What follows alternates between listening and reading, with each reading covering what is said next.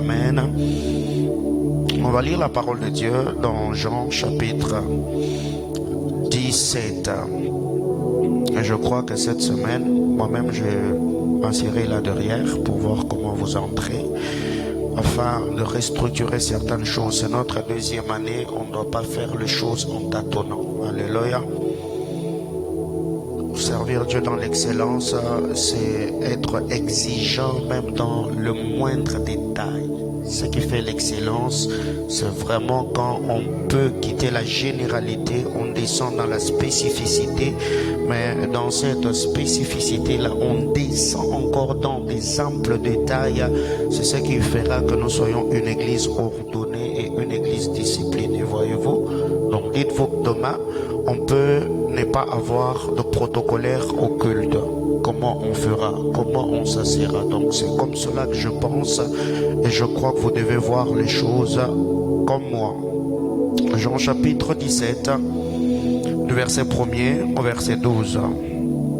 C'est un long texte, souffrez, qu'on le lise ensemble. Jean chapitre 17, du 1er au 12e verset. Jean chapitre 17, du verset 1er au verset 12. Vous y êtes? Vous êtes là? Nous pouvons lire ensemble. 1, 2, 3, go.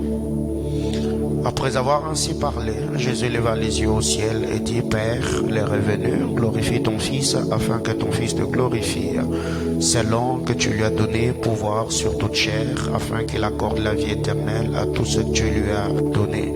Or la vie éternelle, c'est qu'ils te connaissent, toi le seul et vrai Dieu, et c'est lui que tu as envoyé, Jésus-Christ.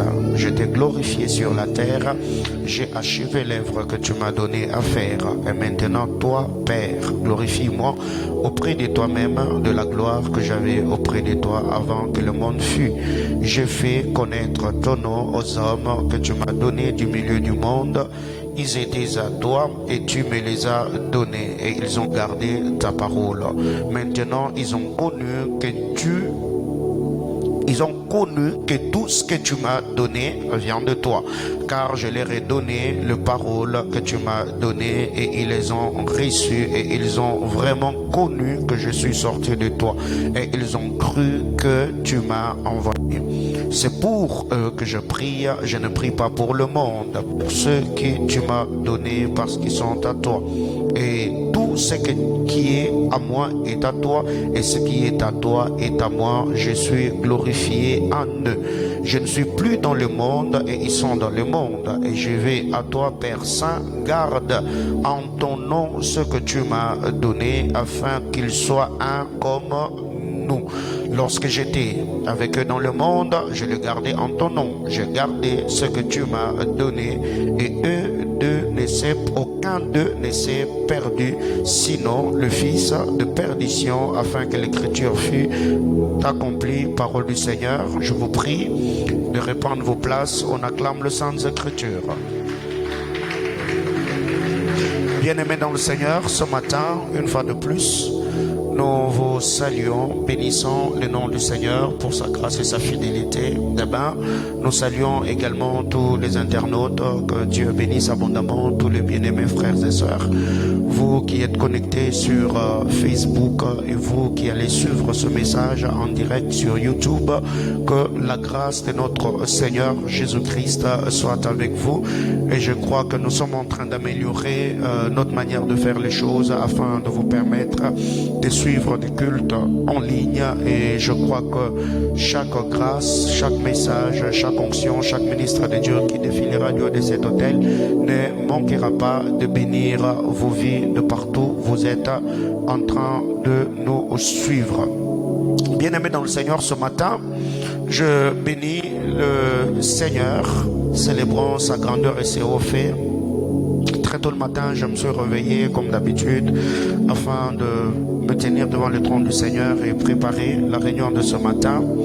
C'est là que j'ai reçu un message d'un bien-aimé de Kinshasa qui m'a écrit hier avec tout ce qu'il y a eu. Je ne savais pas qu'il y a eu un attentat, je sais pas, un coup d'État qui a été déjoué à Kinshasa. Et comme ce bien-aimé-là nous suit depuis toujours sur ma page, c'est lui qui m'a rappelé ce matin que je crois au mois de mai, au mois de juin de l'année 2020, il y a une prophétie qu'on avait balancée sur Facebook parlant de ces choses qui viennent de s'accomplir hier.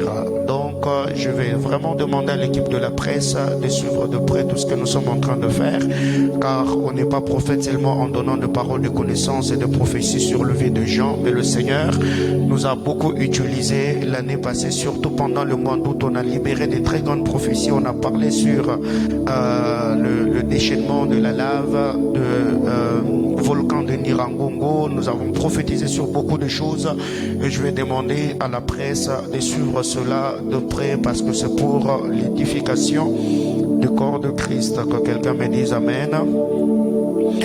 Alors, ce matin, je vais m'entretenir avec l'église calmement. Je crois que chacun d'entre nous va se situer ce matin. Cet enseignement, je devais normalement le donner au mois de décembre de l'année passée, mais vu qu'on était pendant Bingo Iseme, et après Bingo Iseme, nous avons enchaîné directement avec le programme de Beraka et nous bénissons le Seigneur pour sa grâce pendant le programme de 30 jours de prière et nous remercions tous le fils et le fils de la maison qui ont travaillé d'arrache-pied, le protocole, la chorale, la presse. Que Dieu bénisse abondamment tous les intervenants, tous les fidèles du centre missionnaire Manaïm. Que Dieu bénisse abondamment tous les orateurs qui ont défilé du haut de cet hôtel pour leur disponibilité et le travail abattu. Que quelqu'un me dise Amen. Alors, bien aimé dans le Seigneur, le thème que je vais partager avec nous ce matin, je l'ai intitulé le bilan. Dis à ton voisin le bilan. À celui de gauche, à celui de droite, à celui de derrière. Ok, tu te dis à toi-même le bilan. Bien-aimés frères, le texte que nous avons lu ce matin, c'est un trop long texte. Je ne saurais pas, parce qu'il y a beaucoup de choses à faire ce matin, je ne saurais pas vraiment faire l'étude exégétique du verset 1er au verset 12, parce que c'est vraiment un long texte. Mais quand vous lisez la parole de Dieu, ici, le Seigneur savait déjà que son heure était venue de quitter le monde pour aller rentrer auprès du Père. Le Seigneur est en train de faire un bilan ici. Il est encore sur la terre. Il était déjà en train de faire un compte rendu. Il s'adressait à son Père, lui disant, tu m'as envoyé dans le monde pour faire telle chose, pour faire telle chose. Et j'aime, il conclut au verset 12 en disant, lorsque j'étais avec eux dans le monde, j'ai le gardé en ton nom. J'ai gardé ce que tu m'as donné et aucun d'eux ne s'est perdu. Sinon, le Fils de perdition, afin que l'écriture fût accomplie. Donc, si ça dépendait de Jésus, même Judas n'allait pas se perdre. Même Judas n'allait pas se pendre. Judas n'allait pas mourir. Mais pourquoi ce qui est arrivé à Judas est arrivé? Parce qu'il y avait une promesse qui avait été libérée. Mais cette promesse-là n'était pas libérée sur la vie de Judas. Le prophète en parlait, mais c'est en Judas qu'on a trouvé la disposition. Et le diable est entré en lui. Il a vendu le Fils de l'homme et la prophétie s'est accomplie. Alors, qu'est-ce qui arrive ici? Le Seigneur parlant, faisant le bilan, il était en train de faire de rapport à son Père. Tu m'as envoyé sur la terre. Sur la terre, je fais chose X, Y. Tu m'as donné des hommes. Je l'ai communiqué ta parole. Je l'ai gardé en ton nom. Et quand vous lisez cette parole de l'Écriture, vous allez vous rendre compte que Jésus, en venant sur terre, il travaillait pour accomplir le programme de Dieu. Et j'ai toujours aimé cette histoire et c'est ma prière de tous les jours. La Bible déclare, David, après avoir servi au dessein de Dieu, il se reposa avec ses pères. Donc tous les jours de ma vie, tous tout ce que je fais, j'essaie de calquer cela aux paroles premières que le Seigneur a libérées sur ma vie par rapport à mon ministère. Tout ce que je fais, je le fais en fonction de mon appel, je le fais en fonction de ma vocation. Et le jour où je me rendrai compte que je suis en train d'aller au-delà, où je ne suis pas à la hauteur de ce que Dieu attend de moi, bien-aimé dans le Seigneur, je me battrai toujours jusqu'à ce que le Seigneur me dise en ce jour-là: bon et fidèle serviteur, entre dans la joie de ton maître. Quelqu'un me dise Amen. Alors, parlons du bilan. Le bilan, c'est cette évaluation qui va te permettre de comprendre les actifs et le passif de ta vie. Il y a beaucoup de gens aujourd'hui qui vivent seulement par la foi. Ils n'ont aucun programme. Ils n'ont aucun programme ni avec Dieu. Ils n'ont aucun programme ni avec eux-mêmes. Ils n'ont aucun programme ni avec leur destinée. Et ils vivent comme cela. Au-delà de prier, au-delà de jeûner, au-delà de faire tout ce que nous faisons, nous devons avoir un programme. Et vous allez vous rendre compte, même les athlètes qui courent dans des stades, ils courent parce qu'ils ont un programme. Ils courent parce qu'ils ont une vision. C'est quoi la vision? C'est atteindre la ligne d'arrivée avant les autres afin d'être couronné. Maintenant, cette année, tu l'as commencé. Est-ce que tu as un programme? Même les études que tu es en train de faire, tu le fais pour quelle raison? Bien-aimé dans le Seigneur, vous savez, si à l'université je fais les relations internationales, c'est parce que cela devait cadrer avec le programme de Dieu sur ma vie. Un jour, un homme de Dieu est venu, il m'a dit: prophète Paulin, le Seigneur m'a dit, tu ne seras pas seulement un prophète qui va travailler dans le sacerdoce, mais tu seras un prophète attaché à la cour royale. De tes entrailles sortira beaucoup d'hommes politiques et tu seras consulté par beaucoup d'autorités. Alors je me suis dit, ok, si tel en est le cas, je dois également faire des études qui vont m'aider à aligner cette promesse, cette prophétie par rapport au plan de Dieu. Je suis allé à l'université, je fais les relations internationales. Aujourd'hui, les études que j'ai faites, c'est en train d'aider beaucoup de bien-aimés dans cette église, ceux qui sont déjà dans le domaine politico-administratif et des gens qui ont des ambitions politiques. Et récemment, même l'année passée, quand on a donné la prophétie sur la mort d'une des autorités de la province, il y a quelques autorités qui m'ont appelé par rapport à cela. Qu'est-ce que nous devons faire? Au-delà d'avoir la sagesse, la pensée du royaume, j'ai également aussi utilisé quelques principes diplomatiques afin de leur communiquer ce que Dieu attendait d'eux et ce qu'ils devaient faire. Bien-aimés dans le Seigneur, n'allez pas faire des études parce qu'aujourd'hui à Lubumbashi, il y a des minéraux, il y a de ceci, il y a de cela, et directement toi tu vas faire on les appelle comment d'ailleurs? La fête, on les appelle comment? La géologie, n'est-ce pas? Donc tu veux devenir géologue et tu le fais en fonction des minéraux. Et si peut-être demain Dieu te voyait en Chine, toi tu es géologue, en Chine tu vas faire quoi? Alléluia. Donc vous devez faire les études en fonction des programmes de Dieu. C'est pour cette raison que tous les parents du centre missionnaire Manaïm, je vous demanderai de chercher la face du Seigneur afin d'avoir le canevas, le programme de Dieu par rapport à la vie de vos enfants. Et tu peux orienter cet enfant en fonction de ce que Dieu t'a déjà dit. Dieu t'a dit que cet enfant sera X, Y, et quand il atteindra tel et tel autre âge, tu vas orienter l'enfant en fonction du plan de Dieu sur sa vie. Et jusqu'au jour d'aujourd'hui, je suis en train d'observer mes enfants. Je prie pour eux. Je me dis, Seigneur, Zoé sur la terre des hommes, il est venu faire quoi? Shemira sur la terre des hommes, il fera quoi? Et quand ces enfants atteindront un certain âge, je vais les orienter en fonction de ce que Dieu m'a dit sur leur vie, pas par rapport au programme que moi j'ai sur leur destinée. Quelqu'un me comprend? C'est pour cette raison que vous allez vous rendre compte qu'aujourd'hui, il y a beaucoup de gens qui ont fait le droit, licenciés en droit, mais il ne fait rien. Oh, licencié en informatique, il ne fait rien. Licencié à cœur. Bien aimé, combien d'économistes nous avons au Congo? Combien de juristes avons-nous au Congo? Combien d'informaticiens avons-nous au Congo? Et tous ces gens, ils font quoi? Ils font rien. Que quelqu'un me dise Amen. Et si ce matin, je te demandais que l'on fasse les actifs et les passifs de ta vie, t'en es où? Parce que même quand vous lisez la parole de Dieu dans 2 Timothée chapitre 4, l'apôtre Paul a aussi fait le bilan. À partir du verset 7, Paul a dit à Timothée: j'ai combattu le bon combat, j'ai achevé la course et j'ai gardé la foi. Et lisez la suite.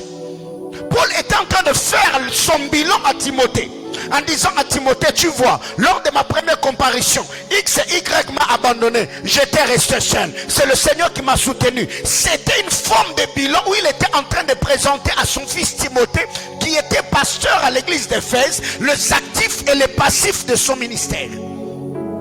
Bien-aimé dans le Seigneur, tu ne peux pas t'évaluer si tu n'as pas un programme, si tu n'as pas des objectifs bien définis. Que quelqu'un me dise amen.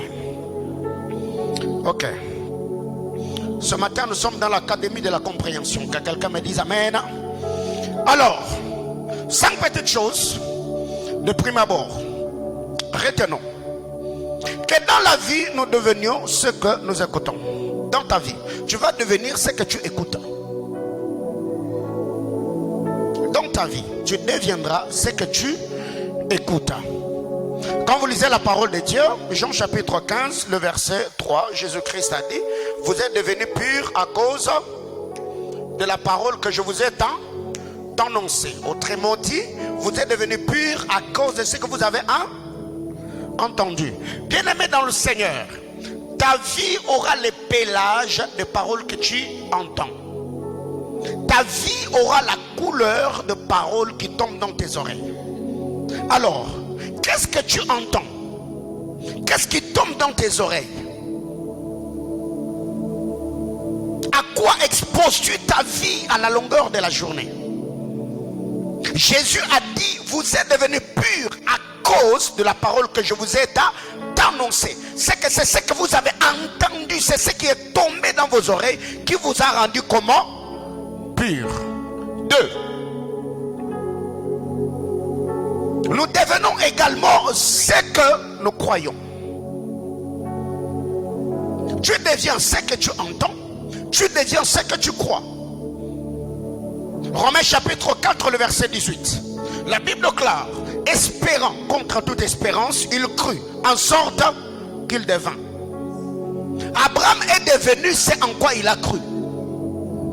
Bien-aimé dans le Seigneur, tu crois en quoi? On est au début de l'année, tu as gêné pendant Alpha. Seigneur Abba Père, tu es monté, tu es descendu. On a déclaré sur ta vie, tu as mis tes requêtes dans le panier. C'est quoi ta foi au fait? Tu crois en quoi? Espérant contre toute espérance, il crut en sorte qu'il devint. Il est devenu, pas parce qu'il a espéré seulement, mais aussi parce qu'il a cru. Un homme de foi finit toujours par devenir ce en quoi il a cru. Que quelqu'un me dise amen. 3. Tu deviendras également ce que tu fais. Tu ne vas pas devenir seulement ce que tu entends, tu ne vas pas devenir seulement ce que tu crois, ce en quoi tu crois plutôt, mais tu deviendras également ce que tu fais. Quand vous lisez la parole de Dieu dans Lévitique chapitre 18, le verset 5, Dieu a dit à Moïse que l'homme qui mettra ces choses en pratique fera quoi? Vivra par elle. Donc, l'on devient ce que l'on fait. Bien-aimé dans le Seigneur, si quelqu'un ici va dans une salle de fitness et que tu fais de pompes, je ne sais pas, des pompes, des trucs, tu le fais avec ta main droite, le deux biceps, qu'est-ce qui va gonfler? La main droite, n'est-ce pas? Mais si aussi tu associes la main gauche, tu verras que tu seras équilibré. Alléluia. De la même manière, il y a des choses que tu fais. Ces choses que tu fais au quotidien, tu dois savoir que même le Seigneur, en lisant la parole de Dieu dans Genèse chapitre 1er, je vous ai toujours parlé des 3 verbes de la création. La Bible déclare, Dieu dit, Dieu fit, puis Dieu vit. Dieu a commencé par parler. Après avoir parlé, Dieu a fait. C'est après avoir fait que Dieu a vu. Donc tu ne vas pas voir des choses seulement parce que tu as parlé. Non, entre le parler de Dieu et le voir de Dieu, il y a le faire de Dieu. Dieu a fait, Dieu a travaillé. C'est après avoir parlé, c'est après avoir travaillé, c'est après avoir vu que Dieu a fini par dire, et Dieu vit que ce qu'il avait fait était comment? Très bon. Alléluia.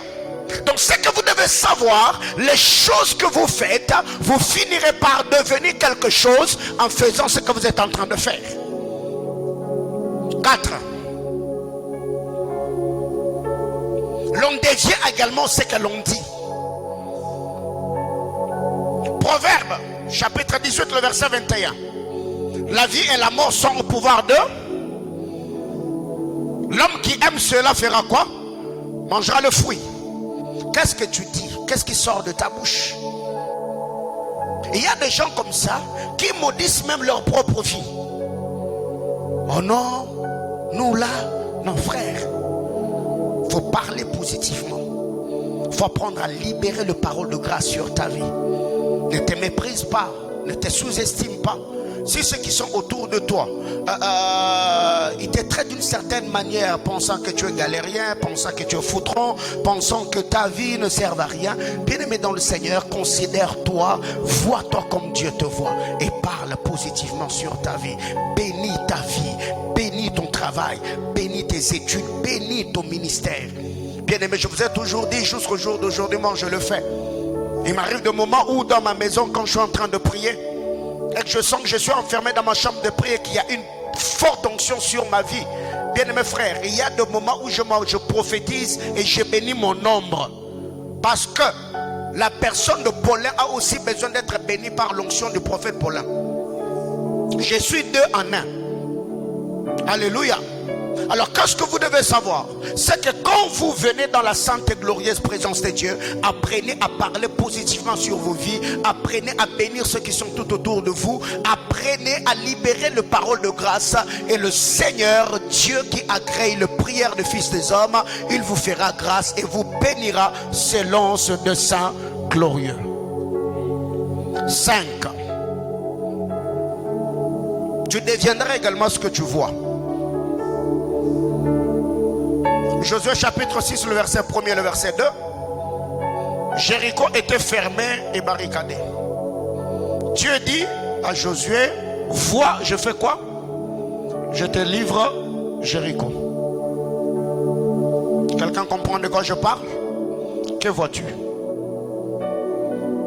Même à Jérémie, pour que Dieu donne l'interprétation de la pensée prophétique, il a fallu que Jérémie voie bien. Dieu lui pose la question, que vois-tu Jérémie? Il dit, je vois une branche d'amandier. Et Dieu lui dit, tu as bien vu. Bien-aimé dans le Seigneur, dans le monde spirituel, la loi de la visualisation précède la loi de la possession. Autrement dit, ce que tu vois, tu finiras par la voir. Quelqu'un me comprend ce matin? Commence par voir.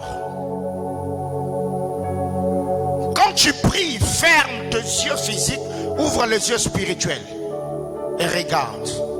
Mais pour que Dieu bénisse Abraham, Dieu a dit à Abraham, après qu'il se soit séparé de l'autre, Dieu lui a dit, lève les yeux et fais quoi? Regarde. Bien-aimés dans le Seigneur, ne vivez pas en fonction de ce que vous voyez, vivez en fonction de la pensée de Dieu qui plane sur vos vies. Eh bien, tu verras que même si les hommes te dénigrent, même si les hommes te rejettent, tu seras fier de toi-même parce que tu sais que tu n'es pas un raté sur la terre des hommes, tu n'es pas un produit d'hasard sur la terre des hommes, mais tu es dans le programme de Dieu, et le Seigneur qui t'a envoyé sur la terre des hommes marchera avec toi en accomplissant ses desseins glorieux. Alléluia. Donc déjà ces 6 choses, je voulais vraiment les fixer dans ta tête, que tu comprennes qu'il y a des choses que tu dois faire pour devenir ce que tu dois devenir et vivre ce que tu es censé vivre sur la terre des hommes. Bien-aimé dans le Seigneur, j'étais en train de dire, il n'y a pas de bilan sans objectif. Il n'y a pas d'évolution sans évaluation. Comment arriver à faire un bilan si on n'avait pas des objectifs qu'on s'était fixés? Parce qu'on fait le bilan en fonction des objectifs qu'on devait atteindre. Donc si tu n'avais pas d'objectif, tu ne sauras pas faire le bilan. Tu ne sauras pas voir le passif et les actifs.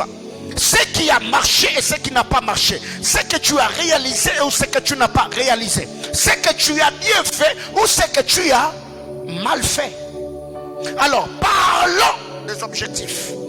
Ouvrons nos Bibles. Jean chapitre 4, le verset 34. Jean 4, 34.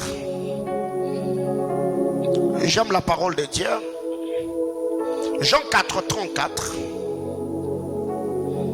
Le Seigneur parle et dit, Jésus leur dit, ma nourriture est de faire la volonté de celui qui m'a envoyé et d'accomplir son œuvre.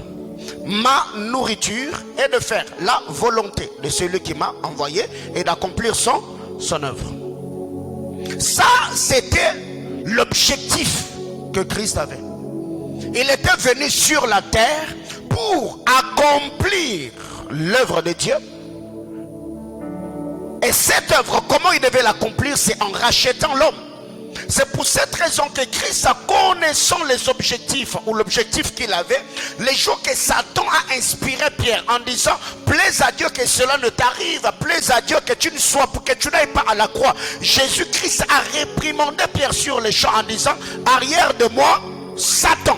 Pourquoi? Parce qu'il voulait obscurcir le dessein de Dieu. Or, pour que Christ soit ce qu'il est, pour que Christ soit célébré parmi les hommes, il devait monter sur le bois de la croix. La prophétie donnée par le prophète devait trouver son accomplissement dans la personne de Christ, afin qu'il soit le Seigneur de l'humanité, afin qu'il soit le Créateur, qu'il soit plutôt celui qui a racheté, qui a délivré et qui a accompli l'œuvre de la rédemption. Maintenant, comme Christ savait ce qu'il était venu faire sur la terre des hommes, il n'a pas laissé du temps à Pierre le persuader. Il n'a pas laissé passer plutôt du temps, mais Christ s'est concentré sur le travail qu'il devait accomplir, jusqu'à ce que quand il est monté sur le bois de la croix, il s'est écrié disant, tout est accompli. Voyez-vous, bien-aimé dans le Seigneur, tu ne peux pas, je dis, tu ne peux pas faire le bilan si tu n'avais pas d'objectif. 2020, 2021, quel est l'objectif, les objectifs que tu t'étais assigné?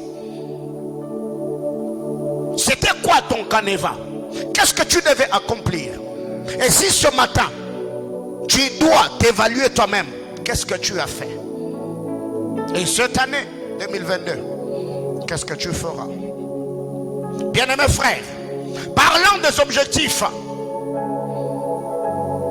pour bien travailler, on peut bien avoir des objectifs qu'on s'est assignés, mais il faut également qu'il y ait un timing. Il faut que tu te donnes du temps. Ok, les objectifs que j'ai, ce sont des objectifs à long terme, ou encore ce sont des objectifs à court terme. Il faut qu'il y ait un timing. Parce que beaucoup de gens aujourd'hui ne travaillent pas pour accomplir leurs rêves, parce qu'ils ont les objectifs de la vie. Même si aujourd'hui ça ne marchait pas, je suis vivant. Même quand je serai vieux, je les réaliserai. Bien-aimé dans le Seigneur, comme je suis là, j'ai des objectifs. Je cours derrière le programme de Dieu avec cette vision. Comme je vous ai dit récemment, avec Dieu on marche, mais avec la vision on court. Quelqu'un comprend de quoi je parle? Je n'ai pas suffisamment de temps. Parce que je me dis, quand j'aurai 50 ans, 60 ans, eh bien, il faut que je devienne un grand conférencier. Je ne serai plus prédicateur comme je le fais aujourd'hui. Non, non, non, non, non. J'ai besoin de vivre longtemps. Alléluia. Donc, quelqu'un d'autre prendra la direction de la communauté et moi, je vais rester à écrire des livres, tenir des conférences, édifier la génération montante. Mais comme je sais que je n'ai pas le temps, frère, je maximise aujourd'hui en faisant ce que je fais. Donc, il faut avoir un timing. Luc chapitre 13, le verset 32. Il faut avoir un timing. Et c'est le temps qui va te presser à mieux faire les choses. Luc chapitre 13, le verset 32. La Bible déclare, il leur répondit, allez dites à ce renard, voici, je chasse le démon. Et je fais des guérisons aujourd'hui et demain. Et le troisième jour, j'aurai fini. Timing. Jésus avait un programme. Il dit, allez dire à ce renard, allez dire à Hérode, moi je chasse le démon aujourd'hui. Je fais des guérisons demain. Et le troisième jour, j'aurai fini. Bien-aimé frère, as-tu des objectifs? Et si tu as ces objectifs-là, est-ce que tu t'es donné un temps? Parce que tu travailleras d'arrache-pied, tu travailleras avec acharnement si seulement tu t'es donné un temps dans les objectifs que tu t'es assigné. Ok, ce que j'ai comme objectif cette année, c'est de m'acheter un terrain. Mais qu'est-ce que j'ai comme source de revenus? Je gagne combien d'argent le mois? Peut-être mon salaire est de 1000 $. Dans le 1000 $, quelles sont les dépenses que je fais? Je paye le loyer, je soutiens X et Y. Et moi-même dans le 1000 $ de mon salaire, qu'est-ce qui me revient? Ok, pendant 6 mois, l'argent que je dois dépenser pour moi-même, je ne vais pas les dépenser. Je vais le mettre de côté. Comme ça, pendant 6 mois, j'aurai tel montant. Avec cet argent-là, je peux avoir un terrain. Tu vois? Tu as un timing. Tu t'es dit, je vais travailler dans 6 mois pour avoir un terrain. Mais quand déjà tu es quelqu'un qui travaille, tu as des objectifs, oui, mais il n'y a pas de timing. Tu verras que ton énergie sera éparpillée et tu ne réaliseras rien. Quelqu'un me comprend ce matin? Alors, aussi longtemps que ce que tu as comme objectif, tu ne sais pas le mettre à part écrit, ce ne sont que des idées. Est-ce que tu peux t'enfermer dans ta chambre, faire sortir tout ce qui est dans ta tête et le cocher par écrit? Même Dieu a dit à Habakkuk que la prophétie soit mise par écrit et qu'on la lise couramment. Si tu es dans ta chambre et tu peux mettre tes objectifs juste en face de ton lit, quand tu te réveilles le matin, bah, ce que tu vois en premier, c'est l'objectif que tu t'es fixé. Quand tu sursautes la nuit, donc la chose que tes yeux doivent être en contact avec tous les jours que tu te réveilles, ce sont mes objectifs. Je dois accomplir ce projet, je vais réaliser ce projet. Et comme ce sont des choses qui vont te traverser l'esprit, tu travailleras autant que tu peux pour le réaliser. Même dans la croissance de l'église.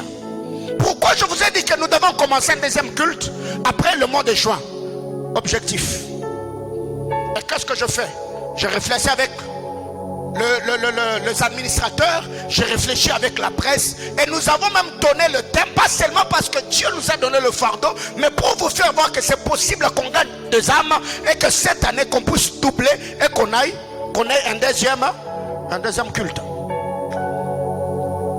Quelqu'un me comprend? Ok. Allez dire à ce renard, je chasse le démon aujourd'hui, je fais des guérisons demain, et le troisième jour j'aurai fini. Il a dit, détruisez-moi ce temple, dans 3 jours je le rebâtirai. Timing.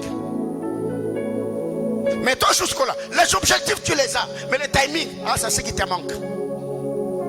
Non. Donc à partir d'aujourd'hui, quand tu vas rentrer à la maison, commence à te donner du temps. J'ai besoin de me marier. Et maintenant j'ai 22 ans.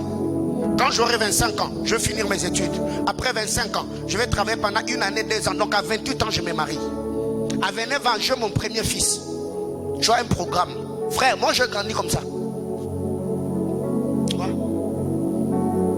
Quand je grandissais, j'avais dit quand j'aurai 30 ans, j'aurai mon premier enfant à 30 ans. Et j'ai eu mon premier enfant à 30 ans. Mais là, toi jusque-là, tu as 30. Je pense que tu es encore trop jeune. Pourquoi? Parce que déjà, dans le passé, il y a un musicien qui nous a dit, qui nous a chanté 13 ans. Vous vous souvenez? Quand j'avais 13 ans, donc une fille de 13 ans, on l'appelle c'est un enfant. Elle a 13 ans, on l'appelle que c'est un enfant.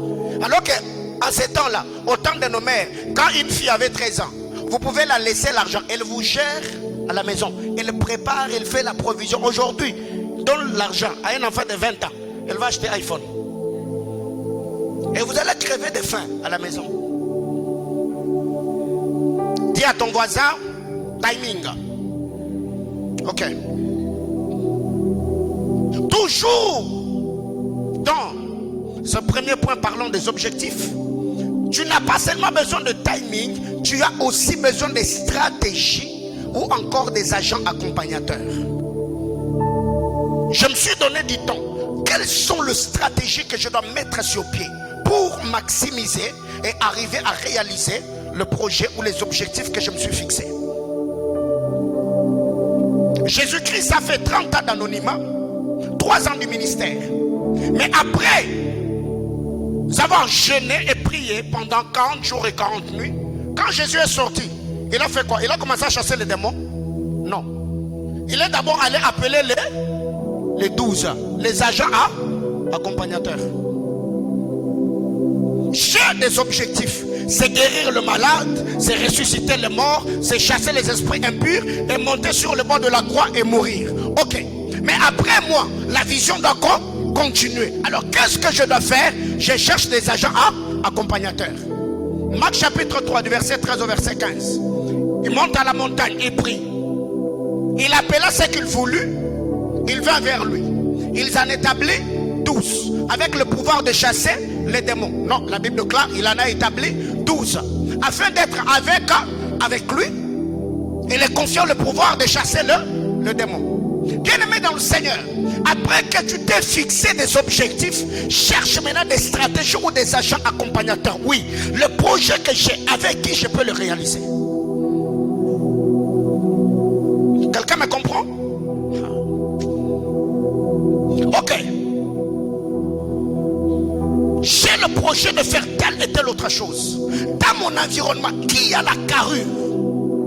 Avec qui je peux travailler pour réaliser ce que je suis en train de réaliser. C'est ainsi que tu peux avoir des amis que tu vas regrouper en plusieurs groupes. Tu te dis, ok, quand j'ai besoin de prier, je vais commencer à prier avec celui-ci. Quand j'ai besoin de confidence, je vais confier à celui-là. Quand j'ai besoin de parler affaires, je parlerai à celui-là. Bien-aimé dans le Seigneur, dans cette église, je l'ai toujours dit, si j'ai besoin de prier, frère, j'ai besoin, je suis invité dans une famille où je dois chasser le démon, je prendrai qui? Des intercesseurs, non? Ce sont des hommes de prière. On va chasser les démons. Et maintenant, tu penses que si demain j'ai besoin de tenir des émissions de manière professionnelle, je vais le faire avec un intercesseur? Frère, on va aller où là? Là, il n'y a pas chassé des démons. J'ai besoin de quelqu'un qui y a l'orateur posé. Quelqu'un qui a même fait le journalisme. Là, même s'il n'a pas l'onction de prière, frère, là, j'ai besoin de tourner des émissions. On ne chasse pas des mots là. Non, on tourne émission. Dans cette église, il y a des gens avec qui je peux parler argent. Je t'appelle, je te dis, mon frère, j'ai telle somme, je veux qu'on investisse. Et toi, tu penses que moi, je peux traiter argent avec toi? Non. N'a plus esprit tel que tu te connais. Si on va parler au bureau, appel sorti, tu vas prendre le téléphone. Ah, on dit qu'on a vu ton accord. Et après, lobby, babandi, mais écoute, la rana. Tu vois? Bien aimé frère, c'est comme cela que moi je traite avec les gens. Je me dis, ok, ceux qui m'entourent, tel problème, je peux le résoudre avec tel autre. Maintenant, le problème avec toi, c'est que tu as des problèmes parce que tu te confies à tout le monde. Non, non, non, non, non. Tes amis là, tu peux les regrouper en plusieurs groupes. Tu te dis, lui là, on s'arrête qu'à la prière. Donc lui, on parle que prière. Lui là, on parle que parole de Dieu. Lui là, donc lui vraiment, il est dans le cercle restreint. Avec lui, je peux parler argent. On peut faire affaire. Parce que tu peux appeler quelqu'un d'autre, tu lui parles affaire, alors que lui, il voit les choses au bout du nez. Non. On parle argent avec des gens qui ont la mentalité d'investissement. C'est ainsi que je vous ai toujours dit, dans un couple, quand un homme pense investissement et la femme pense consommation, vous n'irez pas loin. Alléluia. C'est pour cette raison même que vous qui êtes mariés, vous devez communiquer à vos épouses la mentalité financière, l'éducation financière. Parce que vous deviendrez fort financièrement si vous voyez dans la même direction. Quand l'homme voit investissement, la femme voit investissement, vous allez réussir. Mais si l'homme voit investissement, la femme voit consommation. Ça veut dire l'argent qu'on a investi, elle pense acheter des chaussures Louboutin, elle pense mettre Christian Dior, vous n'irez nulle part. Quelqu'un comprend de quoi je parle? Il faut chercher des agents accompagnateurs. J'ai des objectifs. J'ai un timing. Mais avec qui je vais travailler? Mais toi là, les gens qui t'entourent, vous avez seulement les clubs des tongeurs. Des gens avec qui vous parlez à faire des gens. Tu sais là, l'autre a fait sextape. Ce sont des choses que vous partagez. Tel est tombé, tel on l'a engrossé. Oh, non, non, non, non, non, non, non, non. Si tu es dans de tels groupes Facebook ou WhatsApp, frère, sors de là. Ce sont des distractions inutiles. Quelqu'un comprend de quoi je parle? Il faut t'entourer par des gens qui te défient. Quand tu regardes son âge et les réalisations, tu te dis, moi là, je suis en retard. Je vais aussi travailler. Bien aimé, si dans ton environnement, tu n'as pas des gens qui te défient, tu vas penser que ta vie là, c'est vraiment la vie que tu dois avoir. Pourquoi? Parce que tous ceux qui sont tout autour de toi n'ont rien.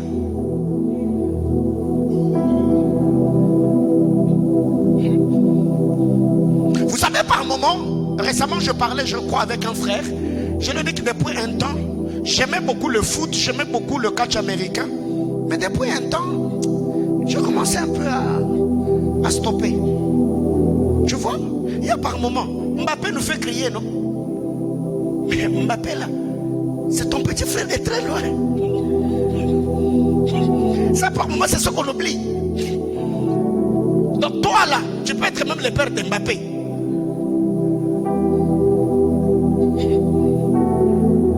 Cristiano Ronaldo, c'est ton jeune frère. Mais regardez ce que nous faisons. Vous savez les jours que on m'a donné l'âge de Roman Reigns. Frère, j'avais été à la télé. Je vous dis, j'ai été à la télé, je suis entré dans mon bureau. J'ai dit non, non, non, non. Ce gars-là, il est en train de donner aux gens des coups de poing sur les rings. Il gagne l'argent. Je suis entré dans mon bureau, j'ai ouvert ma Bible. J'ai commencé à lire la Bible. Pas parce que je voulais lire, je me suis dit, ça, ce sont des distractions inutiles. Je ne suis pas contre les temps de détente. Non, non, non, non, non, non. Je ne suis pas contre le divertissement. Il y a un temps où on peut prier, il y a un temps où on peut se consacrer, mais il y a aussi un temps où on peut se divertir. Mais on doit se divertir sainement après avoir accompli ce à quoi on est appelé. Quelqu'un me comprend? Je me dis, je jeûnais pendant 30 jours, j'ai prêché pendant une année durant, et je dois avoir des vacances, n'est-ce pas? Et même quand je serai en train de me reposer là, je vais toujours me rafraîchir et réfléchir sur ce que je vais faire après les vacances. Quelqu'un me comprend? Pourquoi Christ, quand il est allé à la droite de Dieu, le pays s'est reposé? Parce qu'il a tout accompli. Même dans son repos là, il continue à travailler. La Bible déclare qu'il est l'intercesseur à la droite de Dieu. Il se repose mais en travaillant.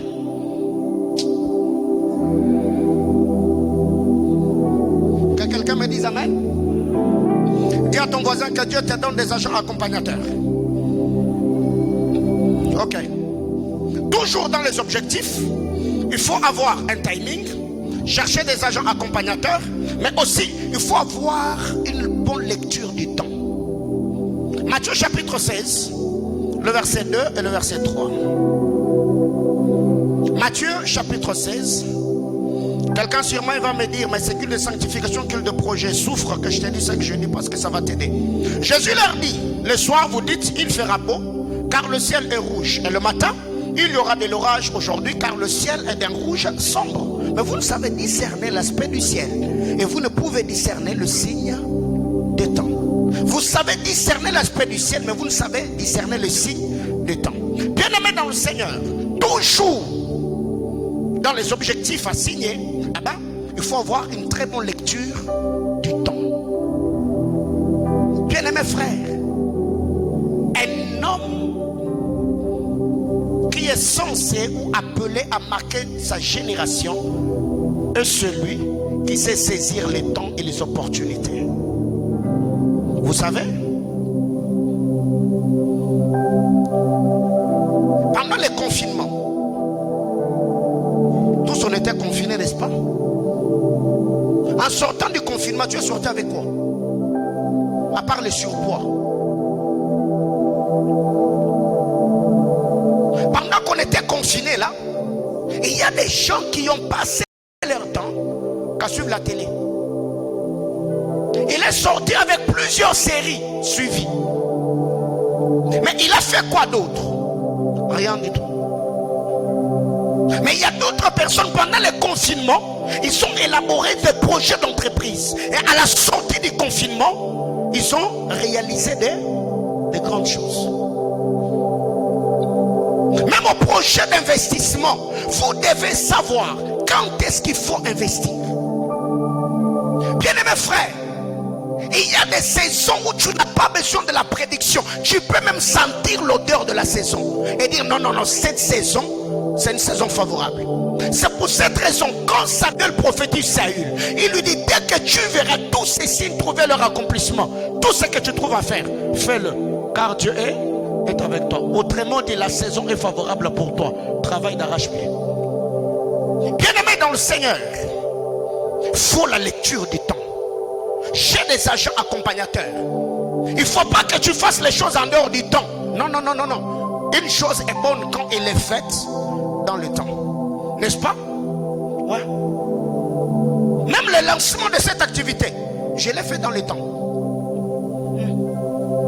Pendant le confinement, je priais, je cherchais Dieu. J'étais de retraite en retraite, dans ma chambre de prière. Je m'enfermais, je priais. Et quand on est sorti du confinement, pouf, on a lancé Manaïm. Et aussi, on a lancé cette église au mois de novembre. C'était la fin de l'année. Pourquoi? Parce que l'année 2021, on a commencé l'année avec d'autres objectifs. Bien-aimés frères, vous devez être des hommes et des femmes qui savent lire le temps. En ces temps-ci, je dois me connecter avec qui? J'aime la sensibilité de l'évangéliste Benny Hinn.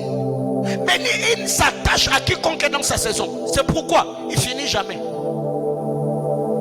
Alléluia. Il a travaillé avec ses frères américains. Aujourd'hui, Benny Hinn est attaché à Chris Wakilome. Benny Hinn est attaché au prophète Hubert Angel. Pourquoi? Parce que c'est un homme qui sait lire les temps et les saisons. Bien-aimés frères, vous devez avoir la lecture des temps. Vous devez apprendre à lire les saisons. En ces temps-ci, qu'est-ce qui se passe dans le monde spirituel? Sinon, il y a des choses qui vont vous passer comme ça.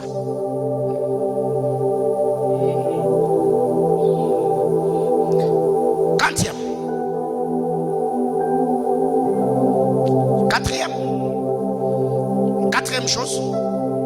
Alors tu es perdu parce que tu n'écris pas. Quatrième chose. Au-delà de la bonne lecture du temps, il faut connaître tes capacités. Qu'est-ce que tu fais aisément? Matthieu chapitre 25, le verset 15. L'histoire, le parabole des talents. Au verset 15, la Bible déclare, le maître, il a donné 5 talents au premier selon leur capacité. Bien-aimés frères, quand tu sens que tu as une grande destinée, frère, les hommes d'impact sont des hommes qui vivent dans les mises à jour. Ils se mettent à jour chaque temps, chaque saison. Pourquoi je suis allé faire la théologie? Parce que je me dis, faut qu'il y ait des mises à jour. Et après cela, il y a d'autres formations que je vais faire. Le renforcement de capacité. Bien-aimés frères, jusqu'au jour d'aujourd'hui, il y a des gens qui vont dans des retraites et des prières. Seigneur, donne-moi un impact global. Quand Dieu te regarde, alors Dieu dit, ce gars-là, il a les capacités de gérer 50 personnes. Mais il est en train de demander à Dieu un méga church. Dieu ne va pas te donner parce que tu as demandé des... Non, non, non, non. Dieu va te bénir en fonction de la capacité de gestion. Comment tu vas gérer ces gens-là? Tu es là, déjà, Dieu t'a donné un travail où tu gagnes plus que $200. Déjà, avec le salaire de 200, tu es devenu orgueilleux. Et tu dis au Seigneur, l'augmentation du salaire, oh my God, frère, on va augmenter 50, après on va augmenter 30, jusqu'à ce que toi-même, tu sois prêt pour gérer des millions. Bien-aimé frère, au moins, tu as l'idée de ce que tu es censé faire. Aujourd'hui, qui est ton coach dans ce que tu fais? Combien de livres tu as lus? Combien de formations tu as suivies en ligne? Combien de des émissions télévisées tu as suivi qui ont béni ta vie.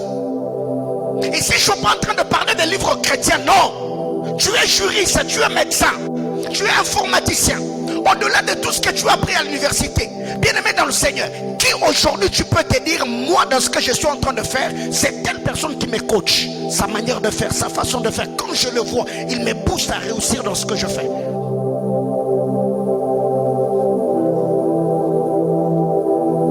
Récemment, j'étais en train de suivre un chant. J'ai analysé, mais je me suis dit, waouh, nous avons une conception erronée des choses. Et dans ce chant, on est en train de dire, Seigneur, dans ma famille, les hommes ne travaillent pas et les femmes ne se marient pas. J'ai dit, ok. Vous voyez déjà la conception que nous avons. C'est aux hommes de travailler, c'est aux femmes de se marier. Et par moment, même pendant le programme de midi en prière, on a beaucoup prié avec ces chants-là. On sentait l'onction. Oh Seigneur, les hommes ne travaillent pas, les femmes ne se marient pas.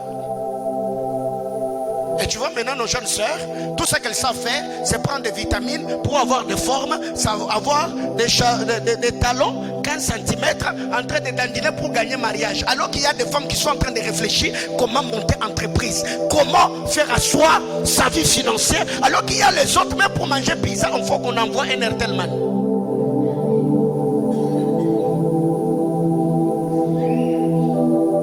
C'est à toi que je parle, non? Parce que par moment vous dites Amen pour tromper la vigilance. Amen, comme si tu faisais quelque chose. Non, on se connaît, non? C'est entre moi et toi. Alléluia. Alors qu'est-ce que nous devons faire? Au-delà de prier, frère, vous devez savoir, la vie ne tourne pas que tout autour de la Bible. La vie ne tourne pas que tout autour de la prière. La vie ne tourne pas que tout autour de montagnes. Soyez des femmes et des hommes influents. Tu te mets là, tu te réfléchis. Oui, je suis marié. Qu'est-ce que je peux faire? Qu'est-ce que je peux réaliser? Oui, en ce temps, quel type d'affaires je peux faire? Bien mes frères, aujourd'hui par moment je me pose des questions. Tout le monde est devenu vendeur en ligne. Même les habits là que toi tu poses là, on n'a jamais vu ces habits là sur toi. Mais tu es suspect.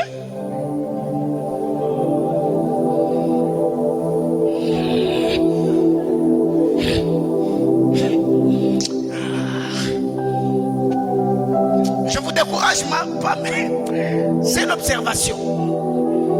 Maman, tu mets robe là, ton statut là est rempli de trucs. Mais en aucun jour on a vu un article que tu as mis sur les statuts là sur toi-même.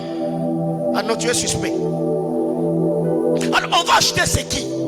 C'est ça le problème avec nous. Quand on nous a dit Dubaï, tous les Congolais on est allé à Dubaï. Quand on a dit Chine, tous les Congolais on est allé en Chine. Aujourd'hui c'est Turquie. Nous à Kinshasa, quand on a dit Loufou, tous les Congolais sont allés à Loufou. Est-ce que toi Dieu te voit dans ce que tu fais là? Tu es en train de faire passer ton temps pour rien. Donc qu'est-ce que tu dois faire? Par-dessus tout, connais tes capacités. Avec le talent que j'ai, qu'est-ce que je peux faire? Avec mon talent, mon savoir-faire. Tu sens que tu es éloquent, tu es un homme convaincant. L'éloquence, c'est toi quand tu te mets à parler là. Waouh, frère, il faut développer ça. Ouais. Tu as un esprit de conseil. Sur toi, tu as la sagesse divine. Frère, travaille ça. Et jusque-là, je vous dis, récemment, j'étais en train de parler avec le pasteur Vicky, je crois même il a dit ça. Il a dit ici, il m'a dit Paulin, toutes les fois que je parle avec toi, je me suis rendu compte que tu n'as pas encore exploité le potentiel que Dieu a mis en toi. J'ai dit pasteur Vicky, je le sais. Hein? J'attends. Il y a un moment où tous les enseignements que je vous donne ici, je vais les transformer en ouvrage. Je serai un grand conférencier.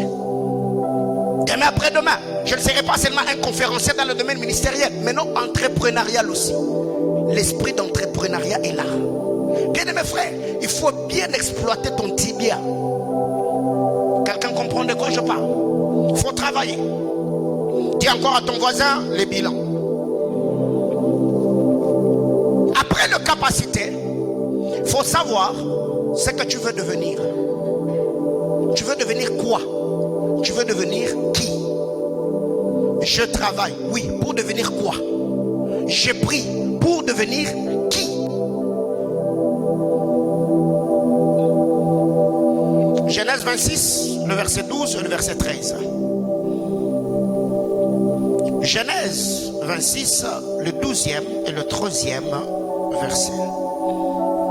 La Bible déclare, Isaac s'aima dans ce pays-là, il recueillit cette année-là le centuple car l'Éternel le bénit.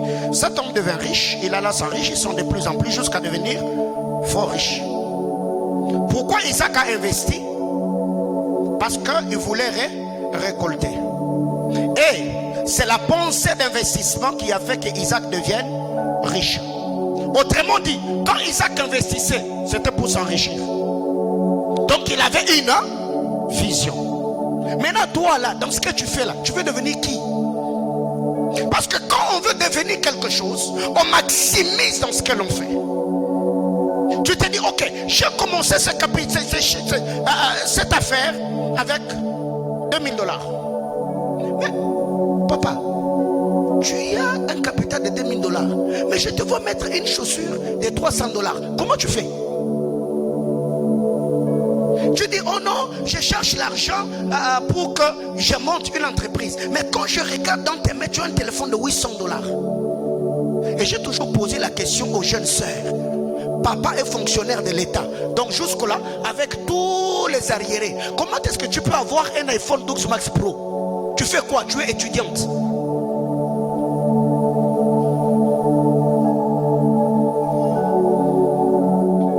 Il y a des gens aujourd'hui, de jeunes filles qui sont belles, intelligentes, mais ils ont une intelligence obscurcie.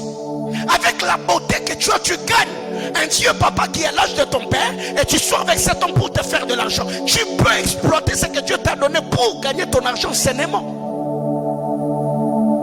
C'est ça le problème avec le Congolais. Tu vois quelqu'un qui est pauvre mais il s'habille comme un riche. Mais aller chez le riche, il s'habille comme des pauvres mais avec des comptes en banque blindés. Mais venez ici chez nous, on n'a rien. Mais tout ce qu'on a comme argent, c'est dans la garde-robe. Le compte en banque est vide. Mon frère, je n'ai en compétition avec personne. Et moi par moment c'est toujours énervant. J'ai vu des Kinois à Kinshasa en train de se vanter en te disant, ah mon cher, Imbatini, ni ring nandal. Ring nandal, donc ça veut dire c'est une parcelle à bandal. Il faut être un Kinois pour comprendre ça. Les ring nandal, oui. Mais tu sais déjà que le pantalon que tu as mis, tu peux acheter une parcelle à bandal. Mais pourquoi tu n'as pas de maison? Tibia. Et ces pantalons-là, quand tu le mettras le premier jour, on va s'écrire, waouh, c'est joli. Et demain, si tu le mettais, ça va nous impressionner. On a déjà vu. Et comme ta vie s'est impressionnée, tu ne feras rien. Tu voudras nous impressionner aujourd'hui, demain, après-demain, jusqu'à ce que tu vas mourir pauvre. Tout ce que tu as, c'est la garde-robe. Bien-aimés frères, tout ce que je fais dans ma vie, je le fais pour le ministère. Si je m'achète une chaussure, c'est pour le ministère. Si je m'achète une veste, c'est pour le ministère. En dehors des programmes de culte, vous allez me trouver en basket, en jean, en polo. Je m'arrête là. Parce que toi, tu es chômeur. Papa, il est ni au samedi, au zaga. Vous allez me salader.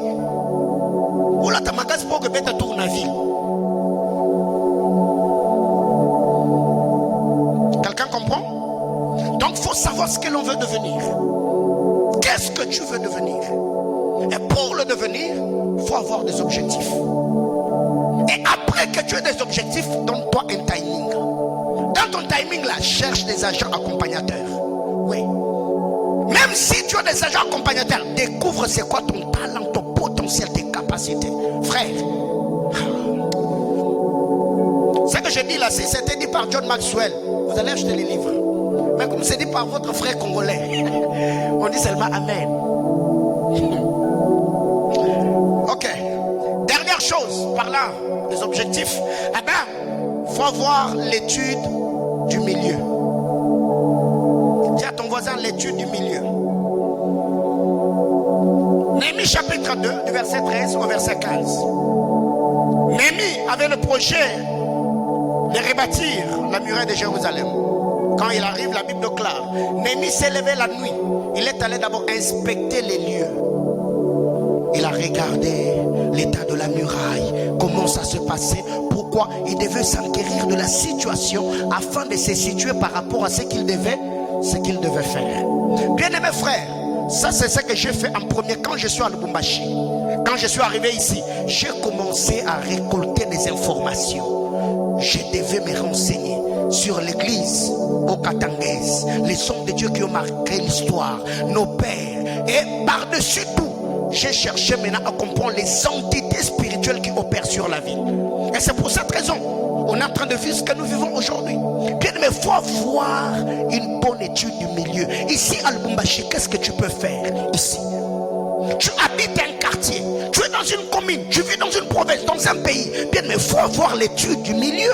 Qu'est-ce que je peux faire ici? Comment vendre mon image? Comment me rendre utile dans la société? Il faut avoir l'étude du milieu. Je donne un exemple parce que moi je suis dans le ministère. Imaginez-vous, je vais du côté Kamasaka implanter une extension et je vais prêcher en français. Est-ce que les gens vont venir? Mais non. Pour que cette église-là ait de l'impact, eh bien, je dois avoir l'étude du milieu. C'est en étudiant le milieu que l'apôtre Paul est en train de dire: avec les barbares, je me suis comporté comme un barbare. Ça veut dire que je me suis rabaissé à leur niveau afin de les gagner à Christ. Étude du milieu. Néhémie l'a fait. Il a étudié le milieu. Je me pose la question. Je m'adresse d'abord aux jeunes sœurs. Donc tu vas acheter iPhone 12 seulement pour prendre en photo. Ma soeur, ça peut être méchant ça. Tu dépenses $500 seulement pour prendre en photo. Et tu as un téléphone de $500. Et moi qui utilise un Nitel, tu viens me demander mes gars. C'est pas un envoûtement là.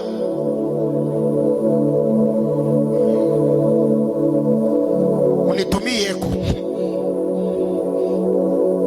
Et ce n'est même pas beau. Avec un grand téléphone, mais beaucoup de swahili dans la bouche.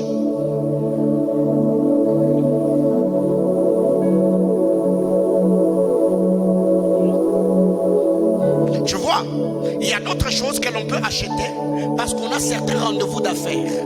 Et tu veux te vendre à ton image. Tu te dis, ok, belle chaussure, belle montre, costume, iPhone. Parce que quand vous allez venir là, c'est pas mettre dans la poche d'air, il faut mettre sur table. Et par moment, quand vous mettez sur table là, vous allez seulement tourner de l'autre côté pour qu'on voie. Mais cette histoire de prendre photo devant le miroir, c'est venu avec iPhone, non? Hein? Vous pensez que moi je suis seulement dans la Bible? Ah mais non, je suis un grand observateur, un grand analyste. Est-ce que toi avec ton idée là, tu peux tenir, prendre une photo devant miroir? Mais non, faut pas devant miroir pour qu'on voie derrière que c'est iPhone 12.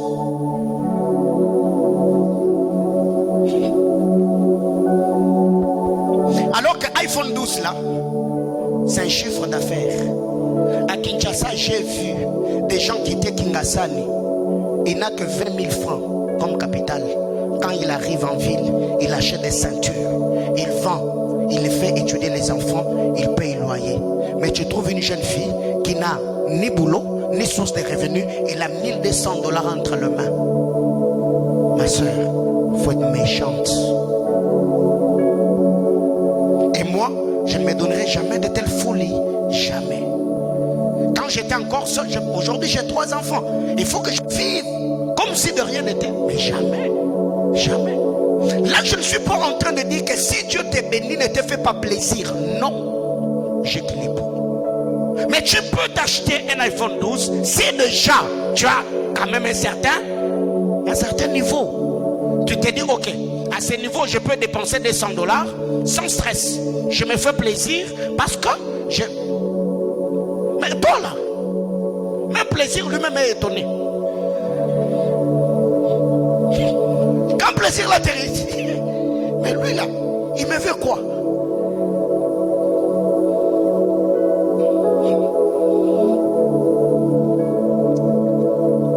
Dis à ton voisin, école de la compréhension. Alors, premier point, je parlais de la vision. Deuxième point, toujours dans le bilan, après avoir eu des objectifs, il faut s'asseoir en faisant le bilan dans les actifs, les bonnes choses que tu as réalisées. Qu'est-ce que tu as réalisé? Jean plutôt chapitre 17, le verset 4, le verset 12, le verset 19 et le verset 30. Ça, c'est les actifs du bilan de Christ. Jean 17, 4, 12, 19 et 30. Jean 17. Jean 17. 4, 12, 19, 30. 4, il est dit: je t'ai glorifié sur la terre. J'ai achevé l'œuvre que tu m'as donné à faire. 12. Lorsque j'étais avec eux dans le monde, je les gardais en ton nom. J'ai gardé ce que tu m'as donné, et aucun d'eux ne s'est perdu, sinon le fils de perdition, afin que l'écriture fût accomplie. Le verset 19. Et je me sanctifie moi-même pour eux, afin qu'eux aussi soient sanctifiés par la vérité. Le dernier verset: je leur ai fait connaître ton nom. C'est le verset 26. Je leur ai fait connaître ton nom. Je leur ai fait connaître. Je leur ai fait connaître ton nom. Et je leur ferai connaître, afin que l'amour dont tu m'as aimé soit en eux et que je sois en eux. Ici, quand vous lisez Jean chapitre 17, le Seigneur présente à son Père les actifs. Tu m'as envoyé sur la terre, je fais connaître ton nom. Je l'ai gardé en ton nom. Je me suis sanctifié moi-même pour eux, afin qu'eux aussi soient sanctifiés dans la vérité. C'est que quand on parle de passif, des actifs plutôt, c'est quand tu te mets là, tu te dis: j'avais tel et tel objectif. Cette année, j'ai réalisé telle chose. Ça, je le fais. Ça, je le fais. Et l'année passée, je parlais avec un frère. Je lui ai dit: le centre missionnaire Manaïm, si nous devons parler des actifs, c'est bon. Dans une année, nous avons réalisé tout ça dans une année, c'est bon. Mais de manière individuelle, mon bilan de 2021 est down. Pourquoi? Parce que tout mon temps, je me suis concentré que sur l'église. Je n'ai pas eu le temps de travailler ni sur moi, ni sur mon couple, ni par rapport à un bon nombre de choses que je devais faire moi-même. Voyez-vous, là je sais, il y a des objectifs que je m'étais assigné. Et même par rapport à la croissance numérique, je dirais que l'église centre missionnaire Manaïm, on n'est pas dans les actifs, on est dans le passif. Parce que déjà l'année passée, on devait commencer un deuxième culte, on l'a reporté pour cette année. Qu'est-ce qui nous a empêché de ne pas avoir ce deuxième culte? Je réfléchis autour de cela. Il m'arrive par moments dans ma chambre de prière, mais quand je suis à la maison, de fermer l'œil à minuit, à 1h, parce que je réfléchis. Qu'est-ce que je dois faire? Pourquoi ça n'a pas marché? Qu'est-ce que je n'ai pas bien fait? Où est-ce que le diable est passé peut-être pour faire telle et telle autre chose? Pourquoi tel... Bien-aimés frères, la vie ne tourne pas que tout autour de la prière. Priez, oui, mais réfléchissez. Après avoir prié, qu'est-ce que vous devez faire pour gagner vos vies? Sinon, tu vas même te dégoûter de la vie chrétienne. Oh non, depuis que j'ai commencé à prier, Dieu ne fait pas. Oh, Dieu ne fait pas, oui. Mais toi, tu as fait quoi pour que Dieu fasse quelque chose? Mais non, à part prier, tu as fait quoi d'autre? Si je n'ai pas fait de grandes études, parce que les parents n'ont pas le moyen. Frère, il y a INPP ici, non? Ouais. Tu peux faire des formations, non? Aujourd'hui, il y a plusieurs écoles qui ont ouvert. On fait l'esthétique. Ma soeur, tu peux aller faire l'esthétique, non? Si tu n'as pas l'argent pour faire l'université, tu peux faire l'esthétique. Parce que le but, c'est gagner la vie. Le but n'est pas seulement avoir un papier. Parce qu'aujourd'hui, beaucoup de gens étudient pour avoir des papiers, mais pour ne rien faire avec ces papiers dans la société.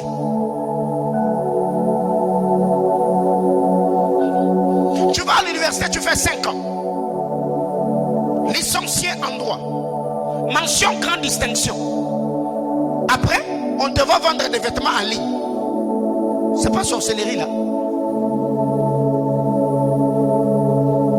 Alors pourquoi les parents ont investi en toi 5 ans durant et demain tu commences à nous vendre des plantes en ligne? Mais non. On doit réfléchir. On doit réfléchir. Les Chinois, beaucoup de Chinois sont licenciés. Non. Mais regardez aujourd'hui ceux qui sont. Aujourd'hui, il y a des gens, au temps de nos pères, beaucoup de gens étaient diplômés. Ils étaient dans la maçonnerie, ils étaient dans la menuiserie, ils étaient dans les bénisteries. Et ces gens-là ont pu gagner leur vie. Mais aujourd'hui, avec beaucoup de français, beaucoup de connaissances, beaucoup de diplômes, de licences, la jeunesse d'aujourd'hui s'abrutisse de plus en plus. Mais non, si l'université nous a abrutis à l'église, il faut qu'on fasse un nettoyage de cerveau. Parce que venant ici, je vais vous dire, vous allez au ciel, oui, Dieu va vous enlever, oui. On attend cet avènement, on se sanctifie. Mais en attendant que le Seigneur revienne là, on doit faire quelque chose. Oh non, frère. La Bible déclare, n'aimez pas les mondes, ni les choses qui sont dans les mondes, frère. Salomon, notre frère, nous a dit, vanité des vanités. Frère, tout est vanité. Ouais, ce que tu oublies, Salomon a grandi comme un prince. Salomon était roi. C'est dans sa vie ce que Salomon a dit, vanité. Mais toi là, tu as 19 ans. Tu me dis, oh vanité, papa, parce que tu as fait quoi? Vanité de vanité à 20 ans. Ah frère, faut arrêter. Faut arrêter. Par moment, c'est la pauvreté qui nous fait dire certaines choses. Parce que si on venait avec ces vanités-là, on dépose à ta porte, frère, tu peux t'évanouir et tu seras la première personne à sauter dessus. Ah ouais? Frère, qu'est-ce qui arrive? Je vous ai toujours dit, ceux qui échouent, fait en sorte de ne pas culpabiliser leur conscience en taxant ceux qui réussissent d'être dans l'occultisme, d'être de plus en plus favorisés. Pourquoi? Parce qu'on va se dire, mais tous on est congolais, comment est-ce qu'ils réussissent? Moi je suis en train de tourner en rond, je suis dans un cercle vicieux. Non, frère, il faut admettre, il faut assumer que tu as échoué afin de rebondir. Oh, vanité des vanités. Il me dit c'est bien chétan. Mais non oui, où mtoto Mungu? Mungu pe, akupa chie nako. Que Dieu te donne aussi, non? Frère, même dans mes prières, j'ai dit à Dieu, bénis-moi et tu verras comment je vais te servir dans l'excellence. Frère, il y a des bénédictions qui deviennent comme une pression pour la conversion des païens. Ouais. Vous savez qu'aujourd'hui, il y a beaucoup de nos frères qui sont en train de se convertir dans l'islam. Il y a beaucoup de frères qui sont devenus aujourd'hui branamistes. Pourquoi? Parce qu'il a besoin d'un salaire. Il quitte l'église, la foi chrétienne, où la doctrine de Christ est enseignée parce qu'il n'a pas d'emploi. Pendant ce temps-là, nous on fait quoi? On chasse le démon, on démolit des hôtels. Mais après avoir démoli l'hôtel, frère, les démons que tu as chassés à l'église, ils t'attendent à la maison. Je vous dis. Il y a des gens comme ça à l'église. Quand tu pries là, il y a l'onction. Seulement quand on dit Amen, tu te rends compte que tu n'avais pas payé le loyer. Tu redescends sur terre. Ouais. Quand tu es à l'église là, l'adoration, la louange, tu te retrouves dans les seins d'Abraham. Seulement quand on dit Amen, il y a séparation. Et tu vois la même personne qui était à l'église là, yeke, en cours de route. Et même, par moment, vous qui conduisez, vous voyez l'état des Congolais, non? Les Congolais sont fâchés contre tout le monde. Tu peux être là, tu klaxonnes, pipi, il te regarde. Je dis, Mungo, qu'est-ce que... Le Congolais a une colère permanente, fâché tous les jours. Et même quand tu vas avec le véhicule là, donc il a vraiment besoin que toi là, tu t'arranges pour l'éviter. Mais lui, il te regarde. Je dis, Seigneur. Et ces gens-là, vous allez vous rendre compte, ce sont des gens qui remplissent nos églises. On leur dit, ah, recevez, tu deviendras grand. Oh, Dieu va t'élever, alléluia. Oui, après Dieu va t'élever. Je te récupère au culte des projets. Comment maintenant nous devons faire argent? Dernière rubrique, on va prier le Seigneur. Je parlais des objectifs, n'est-ce pas? Je parlais de passifs, mais parlons des actifs. Non, je parlais des actifs, parlons de passifs. Ce qui n'a pas été. Alors là, je voulais vraiment m'entretenir avec toi calmement. L'année passée, qui avait des objectifs? Qui s'était fixé des objectifs? Tu avais un projet à réaliser l'année passée. Pourquoi tu ne l'as pas réalisé? C'est la question que l'on doit se poser. Pourquoi je ne l'ai pas fait? Je m'étais dit l'année passée, je vais me marier. Pourquoi je ne l'ai pas fait? Tu t'étais dit l'année passée, tu allais finir avec les études. Pourquoi tu ne l'as pas fait? Tu t'étais dit l'année passée que tu devais atteindre telle somme. Pourquoi tu ne l'as pas fait? L'année passée, tu t'es dit, Seigneur, cette année, je prie et je me forcerai pour entrer dans tel cercle. Pourquoi tu ne t'es pas retrouvé là? Ce sont par moments des questions que l'on doit se poser. Quand vous lisez la parole de Dieu dans 1 Thessaloniciens, chapitre 2, le verset 18, nous voyons que l'apôtre Paul a connu aussi, dans son ministère, des passifs. Paul, le Seigneur l'appelle. Quand vous lisez la parole de Dieu dans Actes chapitre 9, Jésus a appelé Paul. Quand vous allez dans Actes chapitre 26, Dieu parlant à Paul, il dit à Paul, j'étais appelé du milieu de ce peuple, je suis au verset 16, et je t'envoie vers le païen pour que tu leur ouvres les yeux, qu'ils passent de ténèbres à la lumière, de la puissance de Satan à Dieu, et qu'ils reçoivent l'héritage avec le sanctifié. Dieu a parlé à Paul. Donc Paul, en voulant aller à Thessalonique, il avait le mandat. Il était dans l'office selon la promesse que le Seigneur lui a faite. Mais quand vous lisez la parole de Dieu, Paul, parlant aux Thessaloniciens, il leur dira, une ou deux fois, nous avons voulu venir vers vous, mais Satan a fait quoi? Nous en a empêché. Bien-aimés frères, si Paul n'a pas pu accomplir ce voyage missionnaire parce qu'il a eu une résistance, pas dépendant de sa propre volonté, mais parce que le diable lui a résisté. Alors, à ça, si c'est parmi tes passifs et que tu n'as pas pu réaliser cela parce que le diable s'est opposé à ce projet, à ses objectifs, que dois-tu faire? 1. Utilise l'autorité de Christ. Il faut utiliser l'autorité de Christ. Il a dit, je vous donne les autorités et le pouvoir de marcher sur les scorpions. Et si tu sens qu'à ton niveau ça ne va pas, cherche une onction supérieure. Et nous sommes là pour cela. Pasteur, l'année passée j'avais tel et tel autre projet, je n'ai pas pu le réaliser parce que j'ai senti une certaine résistance. Dans ma famille il y a telle et telle autre chose. Il y a des hôtels qui me réclament. Frère, on va prier pour toi, on va t'imposer le main, on va te oindre d'huile au nom du Seigneur, afin que tu rebondisses et que le projet là que tu as à cœur réussisse. Quelqu'un me comprend? Oui, tu attends que je déclare. Je ne vais pas arriver là. Voyez-vous? Donc ici, Paul, dans le sac, là, les passifs, il a rencontré Satan. Satan lui a résisté. Deuxième chose, quand vous lisez Jean chapitre 5, l'histoire de l'homme de Bethesda, pourquoi cet homme a passé 38 ans à la piscine? Parce qu'il manquait des hommes providentiels. Quand le Seigneur est arrivé, il lui a dit, veux-tu être guéri? Ces gars-là commencent à tenir son discours. Je n'ai personne. Et il y a des gens comme ça. Quand tu lui poses la question, pourquoi tu n'as pas fini avec tes études? Je n'ai personne. Pourquoi tu ne travailles pas? Je n'ai personne. Alors si tu n'as personne, j'ai une bonne nouvelle. Jésus-Christ est la personne de personnes qui n'ont personne, afin de faire de personnes. Si dans ta vie tu n'as personne, je voudrais ce matin te rassurer. Jésus-Christ, la Bible claire, il est le Père des orphelins. Il est le défenseur de veuves. Bien-aimés frères, vous savez, quand on a une vision, rien ne peut nous empêcher à accomplir ce qu'on veut accomplir. Quand si seulement on est déterminé.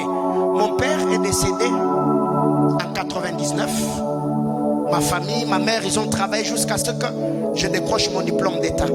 Mais je peux vous dire, mes études universitaires, j'ai payé seul. En ces temps-là, j'avais noirci, j'avais maigri comme vous n'avez pas idée. Le matin, j'ai quitté ma maison là où je louais aller à Salongo, j'allais en ville travailler. Et j'avais demandé à mon chef, comme j'étais superviseur dans l'entreprise Gospel Multiservice où je travaillais, je lui avais demandé, au lieu de me libérer à 16h juste, qu'il commence à me libérer à 15h30. À 15h30, j'ai quitté le bureau, j'allais à l'université, là où je faisais la théologie. Et j'avais des responsabilités à l'église. Quand le cours prend fin à 18h ou 19h, comme les cultes, on allait jusqu'à 19h30, j'ai quitté la 15e rue à l'université libre de Kinshasa. J'allais maintenant à l'église. C'était ça ma vie. Boulot, université, église. Boulot, université, église. Bien aimé dans le Seigneur, j'étais tellement déterminé. Dans mon salaire là, Dieu m'aidait. J'ai payé ma maison, j'ai acheté un pantalon, j'ai acheté une chemise, j'ai payé mes frais académiques, j'ai acheté des syllabus jusqu'à ce que j'ai fini. Et quand on a commencé le ministère, c'était la même chose. Bien aimé frère, vous devez savoir, tu n'as aucune raison pour dire je n'ai personne. Non, si tu n'as personne, tu as toi-même. Bien aimé frère, des gens comme des Joseph, des gens comme des Isaac, des gens comme des Jacob ont bénéficié de la source, mais des gens comme des Abraham, lui-même c'est la source. Ça commence par lui. Bien aimé frère, je vous ai toujours dit cette histoire. Des enfants comme des Ben-Oni. Il a quitté de Ben-Oni à Benjamin parce qu'il avait un père qui s'appelait Jacob. Quand Jacob arrive, il voit Ben-Oni, il dit non, non, non, non, non, non, non, moi je suis encore là. Tu ne t'appelleras pas Ben-Oni. Il a changé l'identité du fils en disant désormais tu t'appelleras Benjamin, le fils de ma droite. Mais Jaïbet n'avait ni père ni mère. La Bible déclare, Jaïbet a prié. Il a dit Seigneur, si tu étendais mes limites, si tu me bénissais. Bien aimé, une bougie ne se tient debout qu'avec sa propre sève. Alors, dis-toi maintenant que toi tu t'es plaint jusque-là. Ta vie est devenue morose. Frère, tu as le dégoût de la vie parce que tu n'as personne pour t'aider. Non, mais la personne qui veut t'aider, qui doit t'aider là, lui-même est aidé par qui? Mais non, non, non, non, non, non, non, non, non, non. Ne vous plaignez pas. Ne vous m'offendez pas. Non, non, non, non, non, non, non, non. Frère, si quelqu'un ne t'aide pas, dis-toi oui, oui. Il m'a aidé pour me faire comprendre que je peux m'aider moi-même. Aide-toi et le Seigneur est là. La grâce de Dieu est là. Dieu va te stabiliser. Il y a des gens que vous avez haïs pour rien. Non, peut-être c'était un message que Dieu te faisait passer pour te dire compte sur toi-même et ne compte sur personne d'autre. Ça, moi je l'ai compris dans le ministère. Que je devais compter sur celui qui m'avait appelé, pas sur la personne qui m'avait envoyé.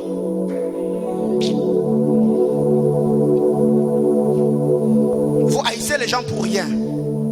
Oh non, on m'a rien donné. Oh, ce qu'on t'a déjà donné là, c'est suffisant, non? On t'a donné Jésus, on t'a donné la vie, on t'a enseigné, on t'a imposé les mains, on a prophétisé sur toi et c'est suffisant.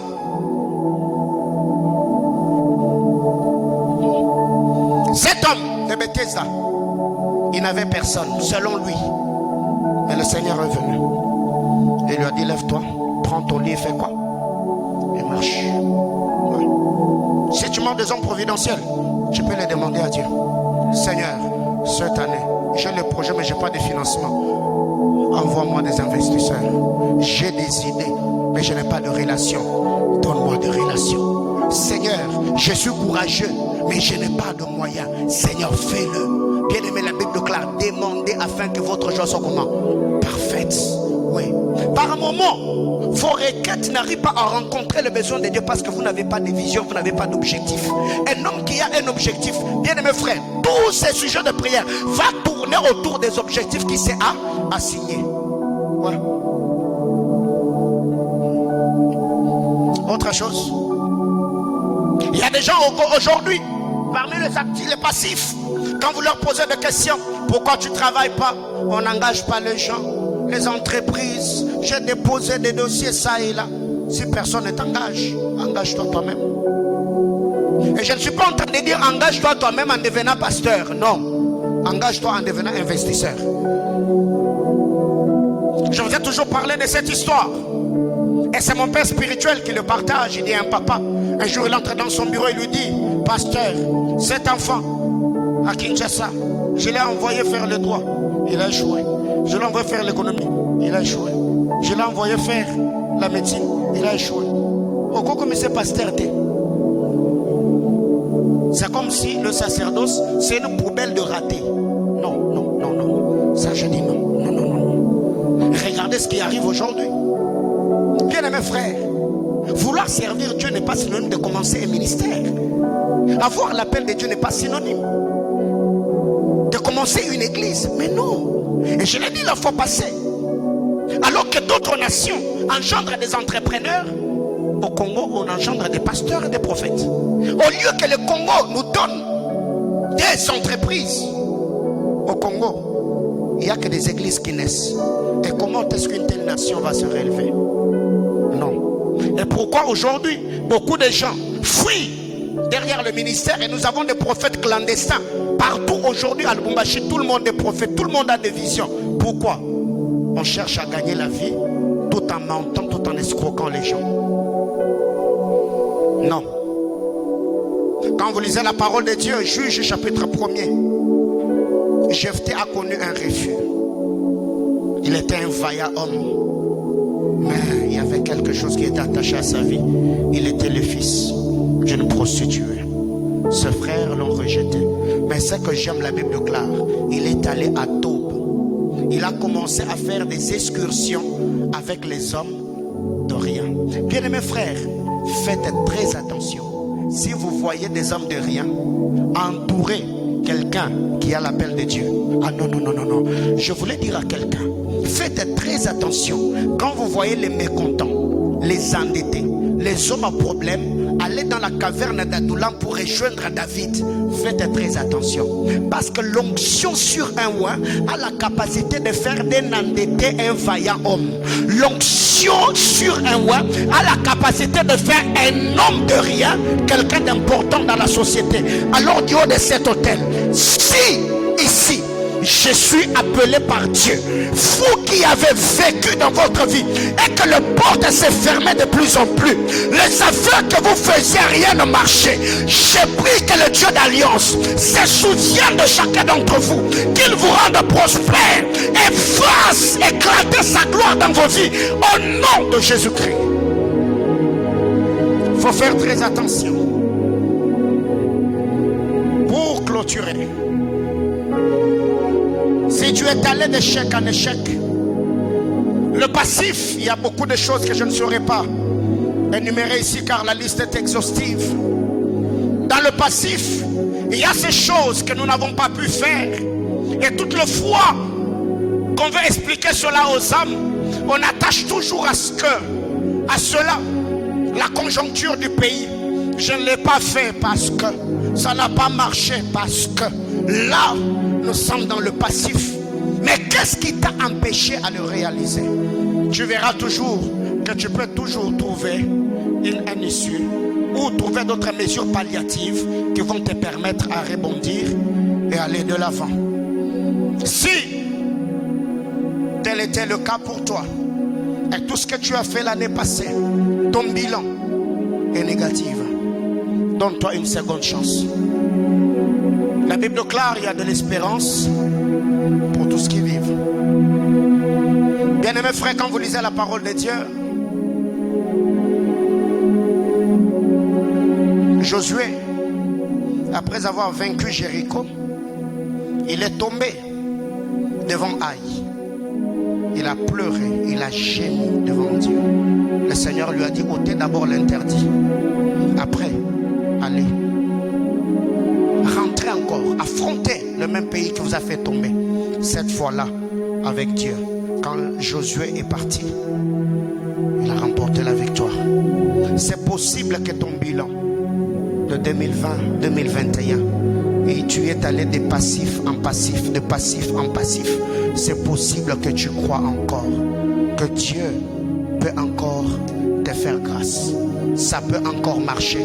Il y a des gens aujourd'hui qui ont le cœur froid comme Jacob parce qu'on lui a dit que Joseph vivait. Non, mais quand il a vu le char, la Bible déclare son esprit se ranima. Bien Bien-aimés frères, ma prière devant le trône de Dieu est que cet enseignement vienne rallumer cette flamme entrepreneuriale.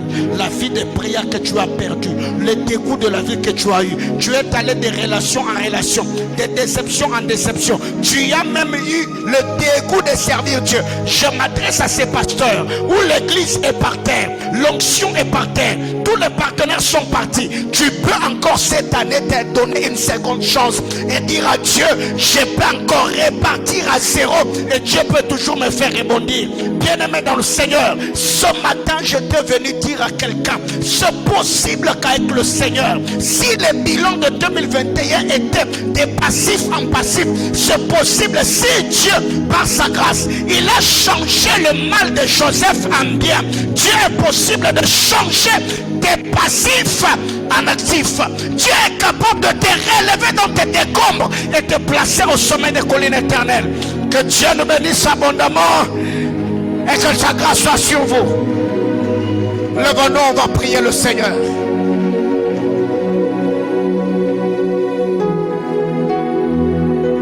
Alléluia. Tu vas prier Dieu ce matin. Bien-aimé dans le Seigneur, c'est le premier dimanche du mois. Mais le fardeau que le Seigneur a déposé dans mon cœur, ce culte devait être le culte de sanctification, mais je devais te positionner pour que tu comprennes ce que Dieu attend de toi. Je voudrais que tu pries le Seigneur. Tu vas élever ta voix, cherchant la face de Dieu, parlant au Seigneur pour ce qui n'a pas marché. Les objectifs que tu t'étais assigné, tu t'étais dit que je vais commencer à répondre avec les études. Ça n'a pas été dit à Dieu, Seigneur, cette année, fais-moi grâce. Tu es allé d'échec en échec. Tu peux ce matin dire à Dieu, Seigneur, change mes passifs en actifs. Change mes échecs en réussite. Change ma honte. Est-ce que tu peux élever ta voix à parler à Dieu? Prie le Seigneur.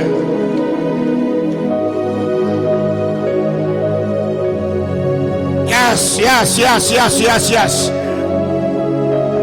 Tu es en train de prier pour ta vie. Tu as connu plusieurs ruptures, plusieurs déceptions jusqu'ici. Et tu es même découragé de t'engager dans cette relation à nouveau. Tu peux dire à Dieu, certes je suis allé d'échec en échec, de passif en passif. J'ai pris que cette année, que tu me relèves par ta grâce. Est-ce que tu peux élever ta voix ce matin et te recommander la grâce de Dieu? Alléluia. Mon Dieu. Mon Dieu. Seigneur, le bilan est négatif. Seigneur éternel, nous sommes allés de passif en passif. Seigneur, je prie cette année, fais-nous grâce. Seigneur, que ce qui n'a pas marché l'année passée, Seigneur éternel, que tu nous aides à rebâtir l'autel d'intimité. Seigneur, à répondre, Seigneur éternel, Dieu de gloire. Je prie au nom de Jésus que ta bonne main à ma Père soit avec nous, Adonai. Je prie ce matin, bénis mon frère, bénis ma soeur. Assiste-nous par ta grâce, alléluia. Je prie mon Dieu, révèle-toi tel que tu es, comme le nom Seigneur éternel. Bénis nos vies à ma Père. Oh mon Dieu. Prie pour ton travail. C'est depuis l'année passée qu'on t'a promis la promotion. Tu peux cette année dire à Dieu, Seigneur, je prie. Il y a des promesses de Dieu attachées à ta vie. Tu peux le rappeler à Dieu ce matin. Dis ça au Seigneur. Assiste-moi par ta grâce. Fortifie-moi par ta droite triomphante. Seigneur, je vais rebondir. Je vais prendre, Seigneur, de l'envol comme un aigle. Je vais être placé au sommet des collines éternelles. Prie pour tes affaires. Prie pour tes études. Prie pour tes enfants. Tu as conseillé, rien n'a changé.